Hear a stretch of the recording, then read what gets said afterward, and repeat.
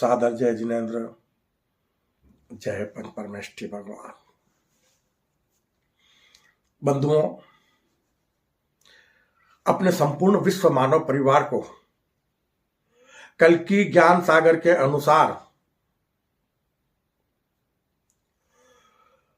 ब्रह्म, अध्यात्म और कर्म रूपी आध्यात्मिक ज्ञान की बातें बताने से पहले मैं कल्कि साधक, हमारी सुंदर सृष्टि के रचयिता, सृष्टि के सभी जीव जीवात्माओं के जन्मदाता, पालनहार, हमारी सृष्टि के सभी देवी देवताओं के, हमारे संपूर्ण विश्व मानव परिवार के परम माता पिता परमात्मा, देवलोक में विराजमान देविक महाशक्ति सगुण पर ब्रह्म को मैं सत सत नमन करता हूं।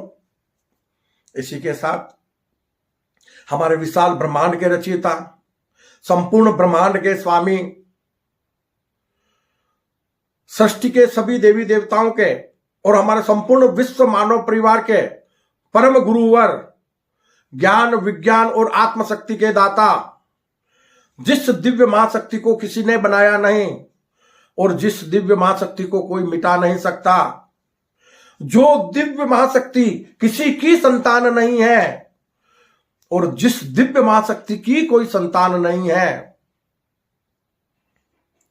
जो दिव्य महाशक्ति अजन्मा, निष्कलंक, निराकार, अजर, अमर, अविनाशी है, उस गुरुओं के भी गुरु, परम गुरुवर, हम संपूर्ण मानव जगत के परम हितैषी, सृष्टि के सभी जीव जीवात्माओं के परम हितैषी निर्गुण परम ब्रह्म को भी मैं सत सत नमन करता हूं। बंधुओं, इसी के साथ अपने प्रभु से करबद्ध प्रार्थना करता हूं कि हे प्रभु, इस युग परिवर्तन की संधि वेला, संगम युग में, कलयुग को सतयुग में परिणित करने के लिए हमारी कर्म भूमि पर सतयुगी दुनिया का सृजन करने के लिए हमारे संपूर्ण विश्व मानव परिवार को वो सद्बुद्धि प्रदान करो, वो अद्भुत रहस्यमय सृष्टि सृजन का रहस्यमय ज्ञान प्रदान करो, जिससे कर्म भूमि पर मानव मात्र अपने अल्लाह ईश्वर का सत्य स्वरूप जान सके, अपने परम माता पिता परमात्मा का सत्य स्वरूप जान सके एवं अपने स्वयं के सत्य स्वरूप को पहचान सके और इस कर्म भूमि पर मानव मात्र सत्कर्मी निष्काम कर्म योगी बनकर अपने अमूल्य मानव जीवन को सार्थक बना सके। इसी भावना के साथ में बंधुओं, आज का हमारा विषय है कि कर्म भूमि पर वर्तमान समय में मानव जगत की अज्ञानतावश अनेक प्रकार के जो धार्मिक स्थल बन चुके हैं, उन सभी धार्मिक स्थलों को कल्कि ज्ञान सागर के गुरुकुल बना दो, जहां से संपूर्ण मानव जगत के लोगों के लिए, हमारे विश्व मानव परिवार के लोगों के लिए धर्म की प्रभावना हो सके और उसी के साथ उन गुरुकुल के माध्यम से हम सृष्टि के सभी जीवों की और हमारे मानव जगत के असहाय लोगों की सेवा कर सके। सेवा परमो धर्म। उस ज्ञान मंदिर से हमें ज्ञान प्राप्त हो और ज्ञान की प्रभावना करते हुए उस गुरुकुल से हम निरंतर सेवा कार्य कर सके। तो जिस दिन हमारी कर्म भूमि पर वर्तमान में बने हुए जो सारे धार्मिक स्थल हैं, वो सब के सब कल्कि ज्ञान सागर के गुरुकुल बन जाएंगे, तो बंधुओं, किसी को मरकर स्वर्ग और मोक्ष नहीं जाना पड़ेगा। कर्म भूमि पर मानव मात्र महामानव बन जाएगा, परमात्मा स्वरूप बन जाएगा और हमारी कर्म भूमि हमेशा के लिए सतलोक बन जाएगी, अविनाशी स्वर्ग बन जाएगी। क्यों बंधुओं, हम मानव जगत के लोगों की गलती के कारण, अज्ञानतावश हमारी कर्म भूमि पर आज तक महाविनाश होते आए हैं। मानव सभ्यता थोड़ी सी विकसित होती है और फिर से मिट्टी में मिल जाती है, थोड़ी सी विकसित होती है फिर से मिट्टी में मिल जाती है। इस बात पर चिंतन करो। सभी विकसित और विकासशील देशों को इस महा मुसीबत के बारे में चिंतन करना चाहिए कि क्यों बार बार इस कर्म भूमि पर महाविनाश होकर संपूर्ण मानव जाति का नामो निशान मिट जाता है और हमारे परम माता पिता परमात्मा को सृष्टि का पुनः नवीन सृजन करना पड़ता है। और हमें यहां तक पहुंचने में, वर्तमान समय में हम जिस तरह से विकास कर चुके हैं, यहां तक पहुंचने में हमें तकरीबन 2,000 वर्ष लग जाता है। वर्तमान समय में मानव सभ्यता को विकसित होकर 2,500 साल होने जा रहे हैं। 2025 मतलब 2,000 साल भी नहीं हुए हैं, 2025। और 2025 वर्ष में हम संपूर्ण मानव जगत के लोग विकास तो भरपूर कर चुके हैं और कर रहे हैं, लेकिन साथ ही अपने पाप कर्मों के कारण फिर से एक बार मिट्टी में मिलने की तैयारी कर रहे हैं। तो आज तक हमें जितने भी विकास प्राप्त हुए हैं वो सारे के सारे कुछ ही पल में मिट्टी में मिल जाएंगे। मानव सभ्यता का नामो निशान मिट जाएगा। अगर हम वर्तमान समय में ईश्वरीय ज्ञानानुसार अपनी धार्मिक सोच को बदलकर हम संपूर्ण मानव जगत के लोग सत्कर्मी और निष्काम कर्म योगी न बन जाए,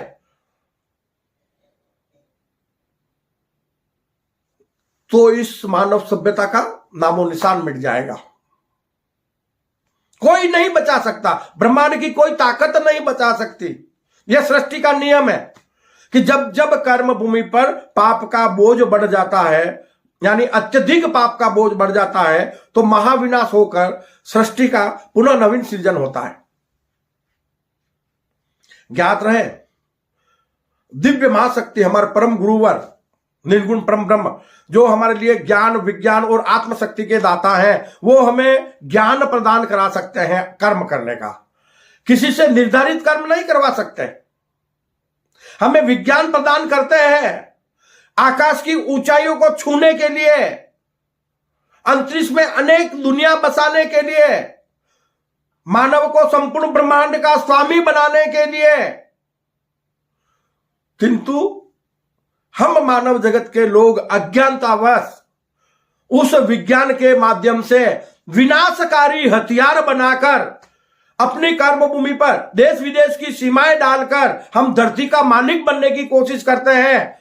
और जब इतना बड़ा पाप कर्म हम करने लगते हैं तो प्रकृति और परमात्मा कुछ ही पल में सारी देश विदेश की सीमाओं को मिटा देते हैं।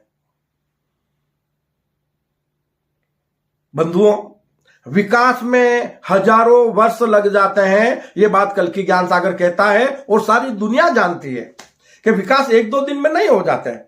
लेकिन महाविनाश के लिए कर्म भूमि पर कुछ ही पल काफी है।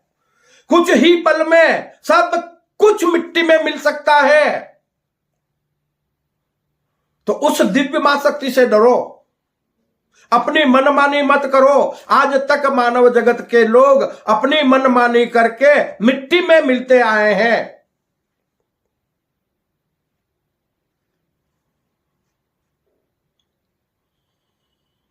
कलयुग की करनी को छोड़ो तो कल सतयुगी दुनिया पाओगे।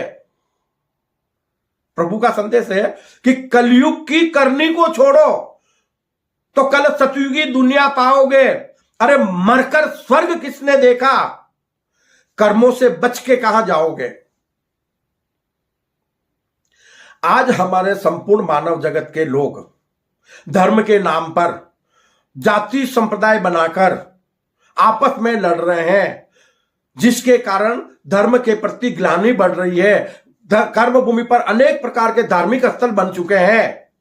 ईश्वर एक है, और मानव धर्म भी एक है, धर्म भी दो नहीं है। धर्म संप्रदाय अनेक है किंतु धर्म एक है। ज्ञात रहे आध्यात्मिक ज्ञानानुसार यह बात परम सत्य है कि संपूर्ण मानव जगत के लोगों के लिए, मानव मात्र के लिए, हमारे संपूर्ण विश्व मानव परिवार के लोगों के लिए सत्कर्म और सेवा से बड़ा कोई मानव धर्म नहीं है। और मानव के सत्कर्म ही ईश्वर की सच्ची पूजा है।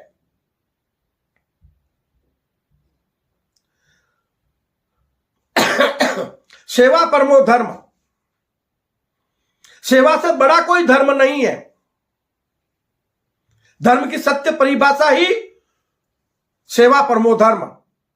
अगर हमने कोई किसी जीव जीवात्माओं की सेवा नहीं की तो हमने कोई पुण्य अर्जन नहीं किया है। अपना पेट तो सृष्टि के अन्य जीव भी भरते हैं कर्म भूमि पर। ऐसा कोई जीव नहीं है जिसको भूखा सोना पड़े। यह परमात्मा की कृपा है हम सब पर। तो अपना पेट तो पशु भी भर लेते हैं और मानव भी अगर सिर्फ अपना पेट भरने का कार्य करता है तो देव संस्कृति की भाषा में वो स्वरूप तो मानव का है लेकिन पशु के समान है।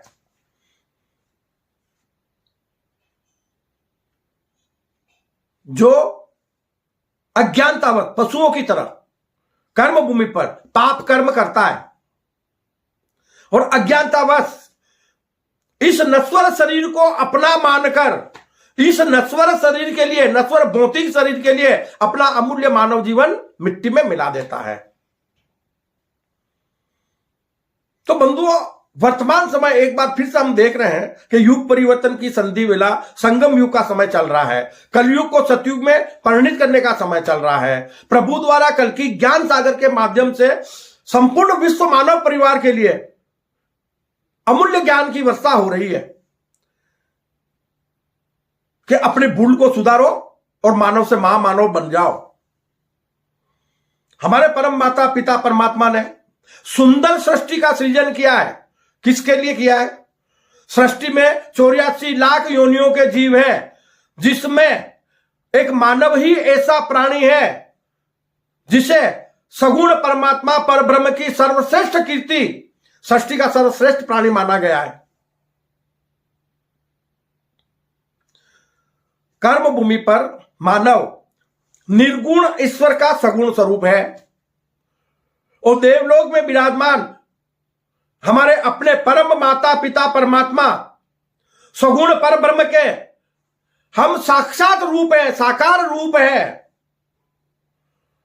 बस स्वयं को जान लें, बाहरी स्वरूप से नहीं, इस भौतिक शरीर के रूप में नहीं, अपने विराट स्वरूप से, विराट आत्म स्वरूप से, अपने भीतर की दिव्य महाशक्ति से हम अपने आप को जान लें। हर मानव के भीतर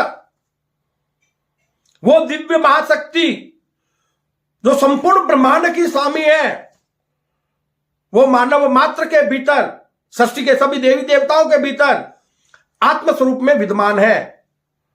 आत्मस्वरूपता में हम सभी मनुष्य अपने परम गुरुवर निर्गुण परम ब्रह्म के अंशज हैं और सगुण जीवात्मा स्वरूप में जिसने इस शरीर को धारण किया है। आत्मा शरीर को धारण नहीं करती है, जीवात्मा करता है, सगुण जीवात्मा। और सगुण जीवात्मा कर्म योगी होता है, तो उसने इस तन को धारण किया है। तो ये तन, इस तन के भीतर हम जीवात्मा स्वरूप में सगुण पर ब्रह्म स्वरूप है। तो हमें इस कर्म भूमि पर अपने सगुण स्वरूप को त्याग कर, क्योंकि सगुण स्वरूप के लिए देवलोक है, कर्म भूमि को निर्गुण स्वरूप बनाना है। दो ही स्वरूप है, निर्गुण और सगुण। और सगुण स्वरूप तो देवलोक है और कर्म भूमि को बनाना है निर्गुण स्वरूप। और निर्गुण स्वरूप बनाने के लिए क्या करना पड़ेगा कि संपूर्ण मानव जगत के लोगों को अपने इस भौतिक शरीर रूपी मैं को त्याग कर, अपने भीतर विराट आत्म स्वरूप को जानकर, अपने सत्य स्वरूप को जानकर, देह भाव को त्याग कर विदेही भाव में विराट आत्म स्वरूप बनना होगा मानव मात्र को। कर्म भूमि पर विचरण करो, संपूर्ण ब्रह्मांड में विचरण करो, भौतिक शरीर के बनकर नहीं। क्योंकि भौतिक शरीर हमारे भीतर, यह भौतिक शरीर मायावी है, प्रकृति के पंच तत्वों से बना हुआ है। यह इंद्रिया मायावी है, जो इस इंद्रियों से दिख रहा है, भौतिक दृष्टि से दिख रहा है, वो परम सत्य नहीं है। जो हमारे भीतर आत्म स्वरूप में विराजमान है वो परम सत्य है। एक को ब्रह्म द्वितीयो नास्ति, संपूर्ण ब्रह्मांड में एक परम ब्रह्म ही परम सत्य है। उसे विदित किए बिना इस कर्म भूमि पर मानव जगत के लोगों के लिए इस मृत्यु लोक से मुक्ति का और कोई उपाय नहीं है।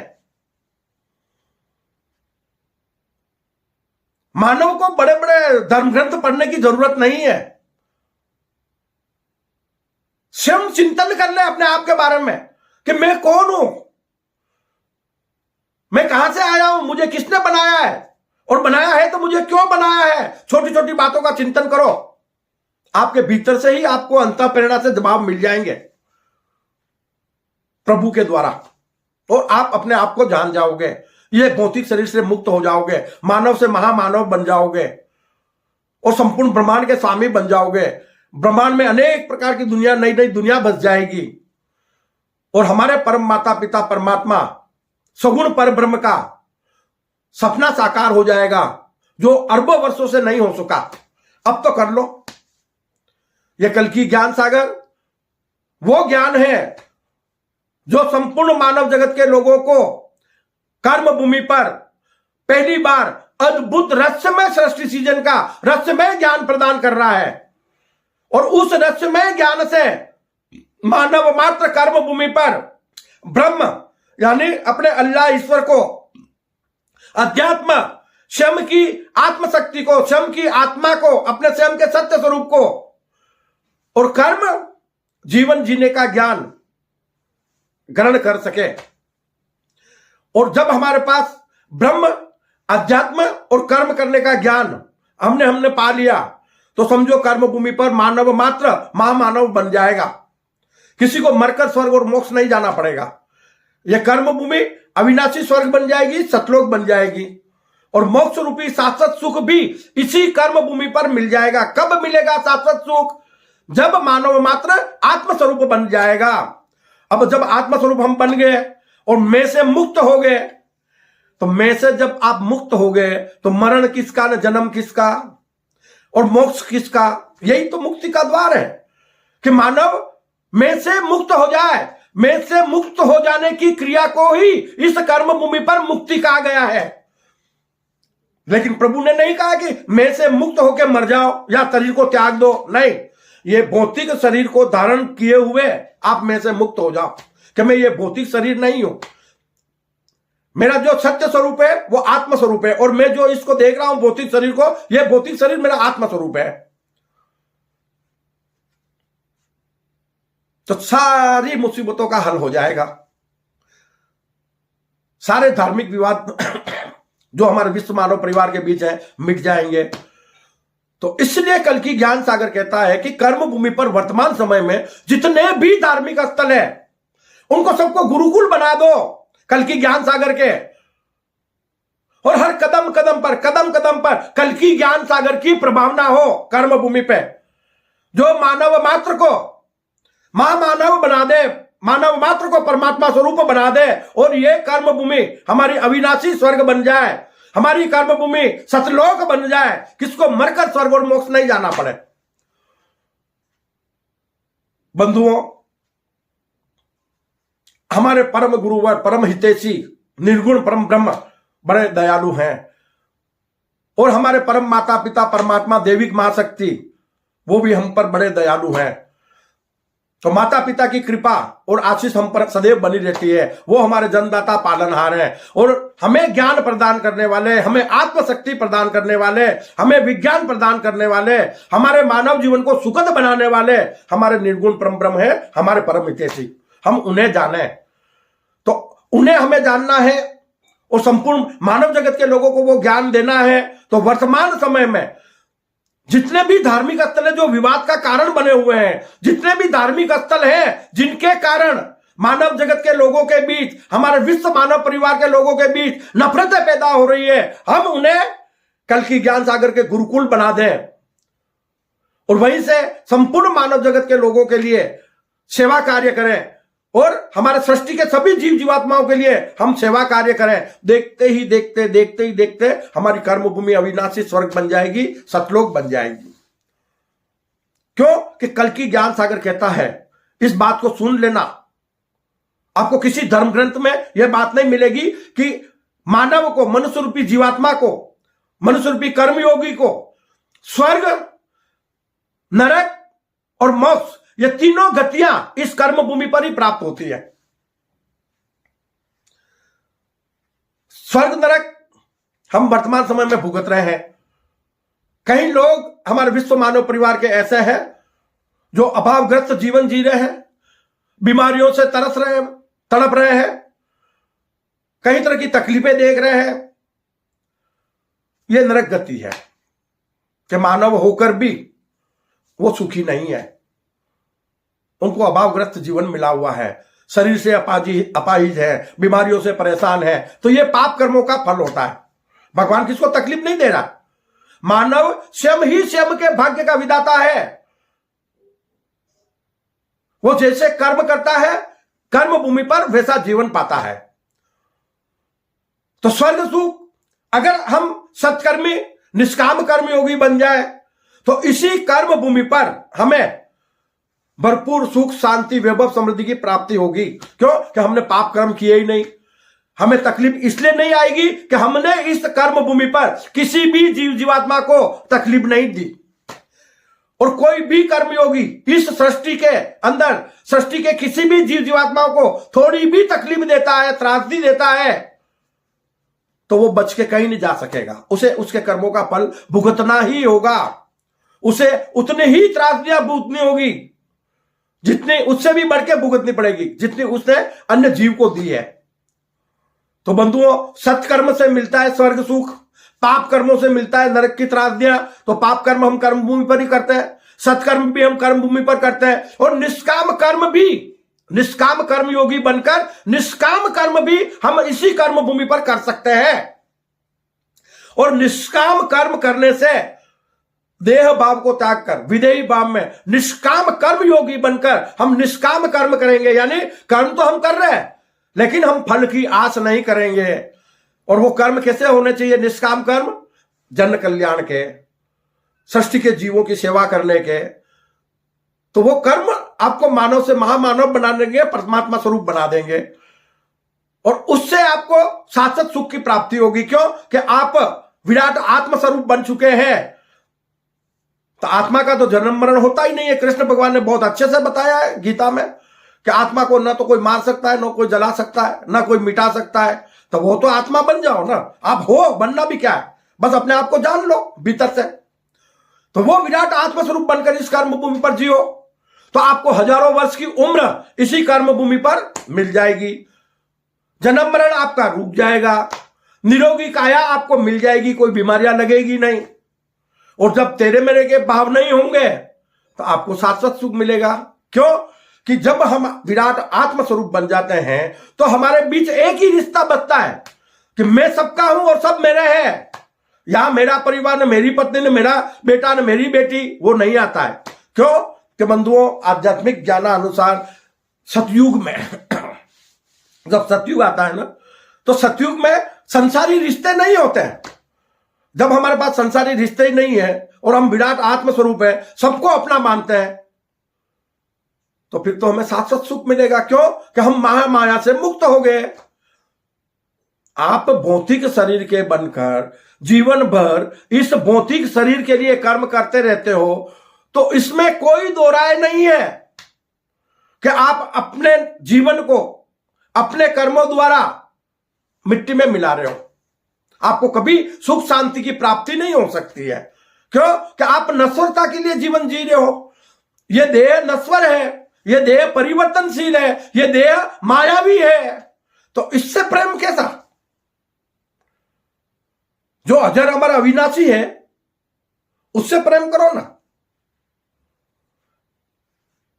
आज जो तुम्हारे माता पिता, भाई बहन, घर परिवार है, कल एक पल में छूट जाएगा और पता नहीं अगला जन्म तुम कहां पाओगे। तू ही हिंदू, तू ही सिख, तू ही मुसलमान है, तू ही ईसाई है। कल्कि ज्ञान सागर कहता है तू ही हिंदू, तू ही मुस्लिम, तू ही सिख, ईसाई है। तुझे पता नहीं है ए बंधु कि कौन से जन्म में कौन सी जाति पाई है। क्यों कि हमारा आवागमन तो होता रहता है। कभी तो हमारा जन्म हो जाएगा इस्लाम धर्म में, कभी तो ईसाई धर्म में जन्म हो जाएगा। हमें थोड़ी पता है क्या, ईसाई धर्म में हमारा जन्म हो गया तो हम ईसाई बन गए, इस्लाम धर्म में हमारा जन्म हो गया, हमारे माता पिता इस्लामी है तो हम भी इस्लामी बन गए, हमारे माता पिता ईसाई है तो हम भी ईसाई बन गए, हमारे माता पिता सनातनी है तो हम सनातनी बन गए, हमारे माता पिता मानो सिख है तो हम सिख बन गए। तो बन कौन रहा, आप स्वयं बन रहे हो।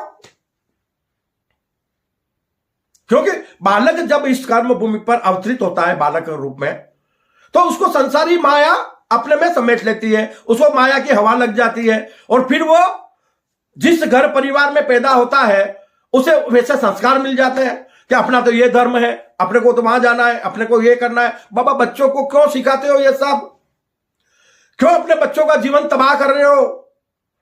सत्य ज्ञान दो कल्कि ज्ञान सागर के अनुसार कि बेटा हम सब एक है और सबका स्वामी एक है।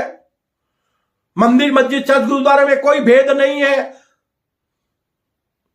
प्रभु कहता है ना कि किसी के मन में आया तो मैं मंदिर बन गया, मुसलमानों की जिद पे मैं मस्जिद बन गया, वाहे गुरु बनकर गुरुद्वारे में बैठा हूं और बार बार गिरने के लिए मैं गिरजाघर बन गया।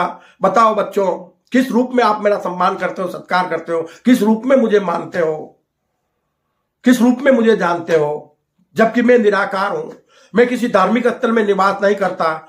मानव मात्र का यह तन, भौतिक शरीर, उसके भीतर मेरा निवास है। कल्कि ज्ञान सागर के माध्यम से प्रभु ने हमें बड़े अच्छे से समझाया इस बारे में कि बार बार हम ऊपर देखते हैं हे प्रभु, तो प्रभु कहते हैं कि ना ही आसमान में है घर बार मेरा, ना ही आसमान में है घर बार मेरा, और ना ही कभी जमीन पर उतरता हूं, रूह बनकर समा गया मैं तुम्हारे सबके भीतर। प्रभु कह रहे हैं निर्गुण परम ब्रह्म के रूह बनकर, आत्मस्वरूप में कि रूह बनकर समा गया मैं तुम्हारे सबके भीतर।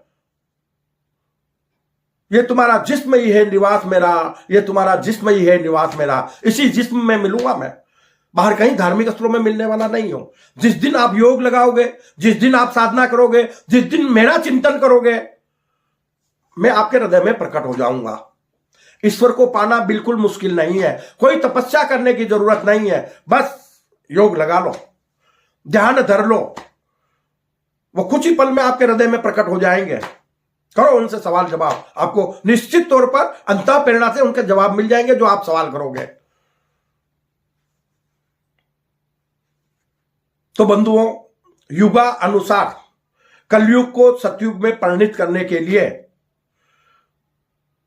सत्य धर्म को अपना धर्म बनाने के लिए, धर्म के नाम पर सत्य मार्ग पर चलने के लिए, सदमार्ग पर चलने के लिए हमें कल्कि ज्ञान सागर के अनुसार आध्यात्मिक ज्ञान को ग्रहण करना होगा।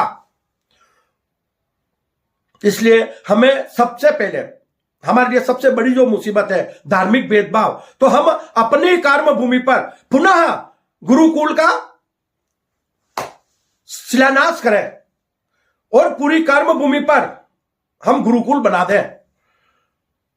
सबको इसके लिए पहल करनी पड़ेगी सबसे पहले भारत को, कि भारत हमारी कर्म भूमि पर, क्योंकि भारत क्या है कि कर्म भूमि का आध्यात्मिक खंड है, हमेशा यहीं पर इस पावन भूमि पर धर्म की स्थापना होती है और यहीं से धर्म की प्रभावना होती है, और वर्तमान समय में कल्कि ज्ञान सागर के माध्यम से हो रही है।